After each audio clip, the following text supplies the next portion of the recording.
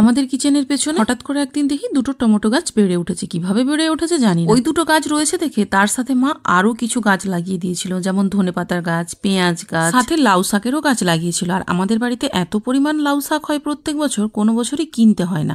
কিন্তু এই বছর কি হয়েছে জানি না, যতবার লাউ শাকগুলো লাগাচ্ছে ততবারই একটু বড় হয়ে যাওয়ার পরেই মরে যাচ্ছে। ইভেন একটা ভুট্টা গাছ সাথে পালং শাক গাছও মা লাগিয়েছিল। কিন্তু একটা জিনিস লক্ষ্য করলাম, যেই গাছগুলোকে মা হাত দিয়ে একদম যত্ন করে লাগিয়েছিল সেই গাছগুলো থেকে সেরকমভাবে ফল না পেলেও এই টমেটো গাছ দুটো কিন্তু আমাদেরকে অনেক ফল দিয়েছে। এই জন্যই হয়তো বলে অতিরিক্ত যত্নে নষ্ট হয় আর কম যত্নে ফলন ভালো। তো যাই হোক, সেই টমেটো গাছেই এত পরিমাণ টমেটো হয়েছিল যে খেয়ে শেষ করতে পারিনি। শেষমেশ এই টমেটোগুলো রয়ে গিয়েছিল।